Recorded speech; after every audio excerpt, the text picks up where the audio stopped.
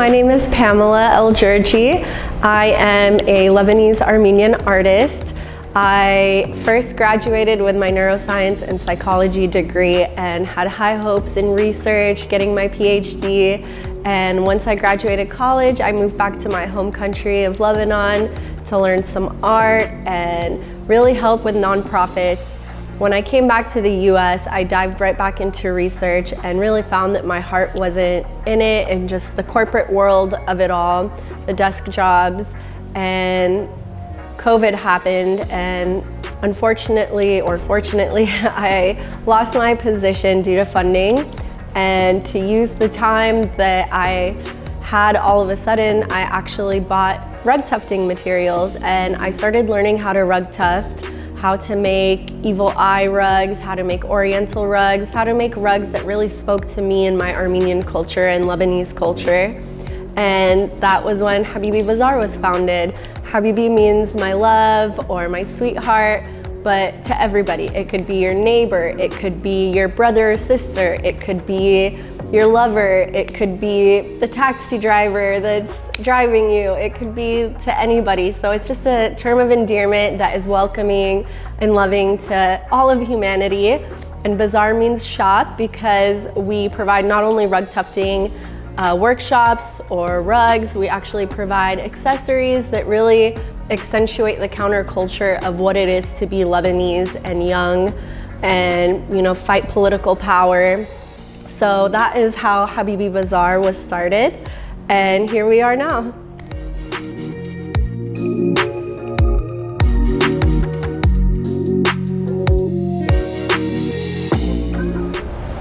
I started rug tufting, like I mentioned, after COVID, and what really spoke to me about rug tufting was in my Armenian culture, we have created lots of oriental rugs with vibrant colors, and I wanted to learn how to really bring it more to a modern light and something more accessible than just a large loom or something that could potentially take years just on one project.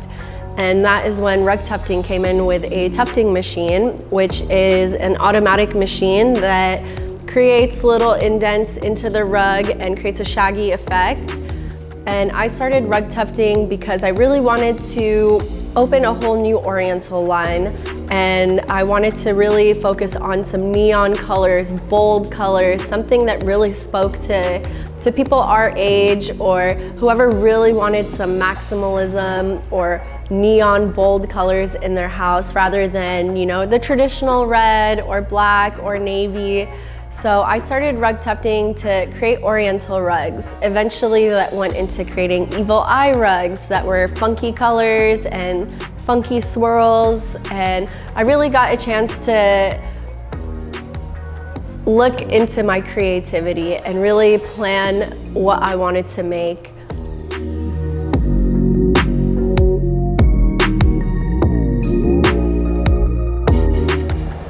So here is an example of rug tufting. This is a finished piece that we have.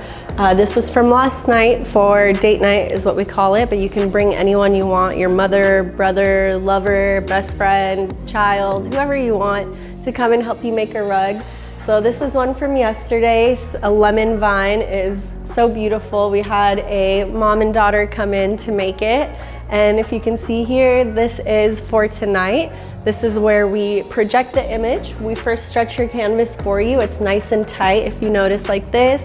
And then we project any image that you want. So really it's up to you, whatever is your style, whatever is something that you've always wanted to create, you can pick whatever you want, and then we have it ready for you right here. And we have all of this selection too of yarn that you can select from. We have all kinds of colors, and we can have you either select it before or after class. It's whatever you like to do. And here are some other examples too of the rugs that we did yesterday. Here is a sunset. A couple worked on this together, and then this is also another couple that worked on it. Really nice, very creative. It's really an open format class. I don't like to restrict people and have them only make what I want them to make. I don't have you select images from a catalog. I really want you to make what speaks to you and what will be welcome in your home and what fits your vibe. Yes.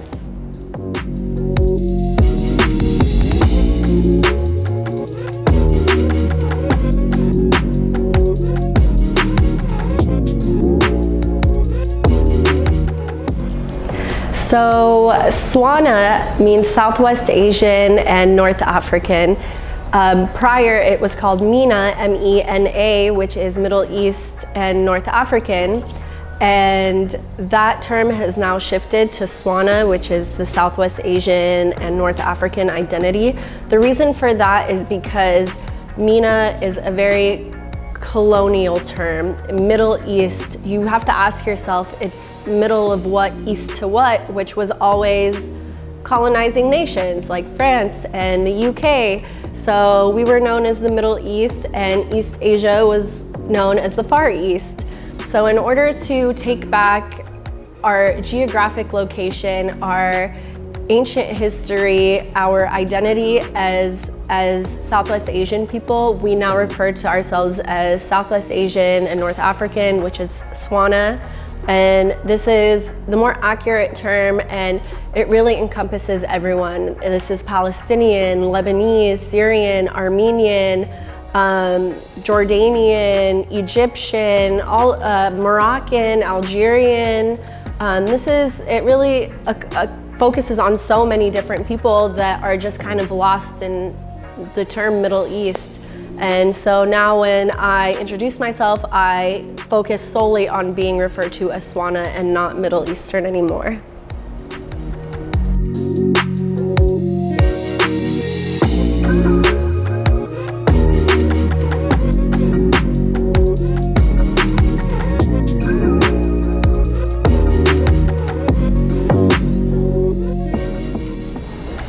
So I started this company because I also really wanted to dig into my creativity. I was so brought up on being in the medical field or doing something with a PhD or medical school, and I never really thought that my creative art side was nurtured as a child, even though it was there, and I really enjoyed painting and designing and drawing out fashion looks. As a young child, I would have binders of wedding dresses that I created by myself at 8 years old.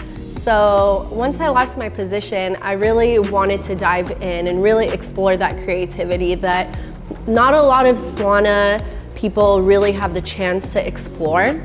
And so when I started rug tufting, I really wanted to share that culture with everyone, especially Swana. And I wanted to kind of show them that there is a chance to really, really dig into your artistic side.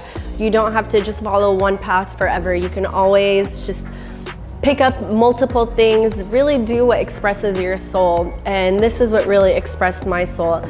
Eventually that led into teaching how to make rugs, and that happened when I started teaching my fiance how to make rugs just in our little 2-bedroom apartment.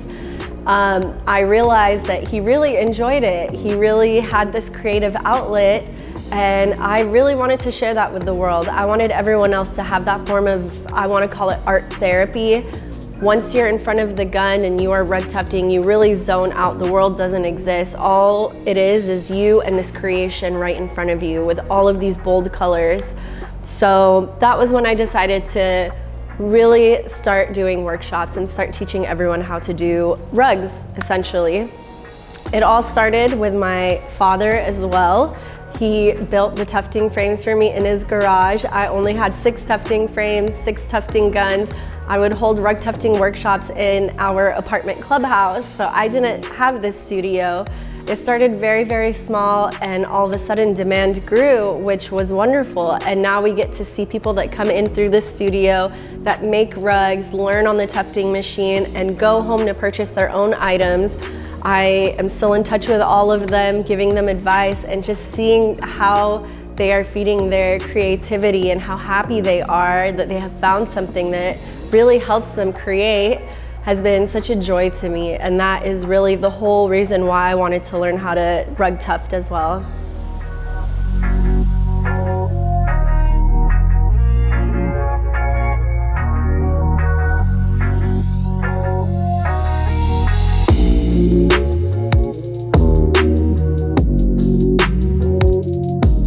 And if you come this way, I am gonna show you some rugs that people have created. Right over here is a rug that someone made. This is their dog. This is a portrait of their dog. This is also an Aztec rug that someone created for their culture. So it's not even just Swana culture and South Asian culture. We really want everyone from their culture to come in and really make something that means a lot to you. So this is someone that is indigenous and Latin, and they came and made an Aztec rug, and it came out so beautifully. It's gorgeous, and we want everyone to really come in and explore your culture. Make a cultural rug if you'd like.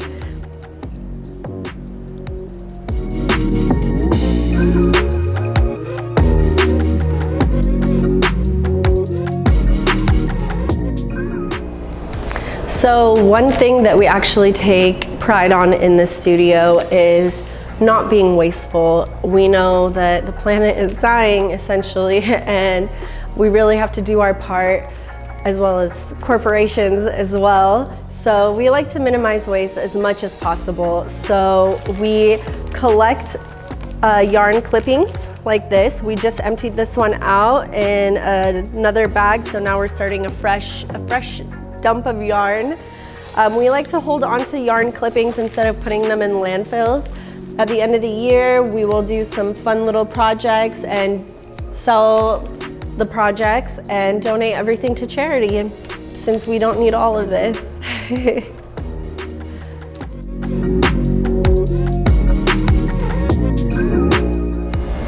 What I really want people to take away from this rug tufting workshop experience is that they absolutely can do it. We have lots of people that come in that say, I'm not a creative person, I can't do this, and once they learn just the basics, they immediately pick it up. So everyone is capable of being creative, everyone is capable of making something that brings them joy. It's really just about you believing in yourself, as cliche as that is. And when people come into my studio and leave with their tufted rug, they are absolutely shocked that they created this. And I like to show them that this is something that you can do at home. It's very easy to purchase all of these things and do it at home, do it yourself, you DIY it, and just get to creating whatever image you like, whatever speaks to you, just get to creating, which is what I started doing with my evil eye rugs and the Oriental rugs. They really started feeding my soul, and that's when I started learning more about the art of rug tufting and the ancient art of rug making in Armenia. And it's now really, it's something I hold very dearly to my heart.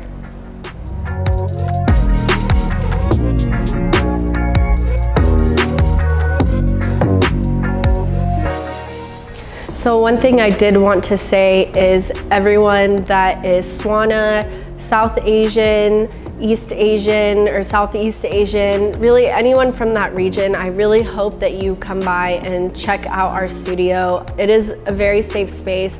I really want to push a lot of people from my culture to really explore art and explore that creativity, because there is so many of us out there. No matter if you think that there isn't, I promise you we're all here. We can all come together as a collective and just really create some dope art together.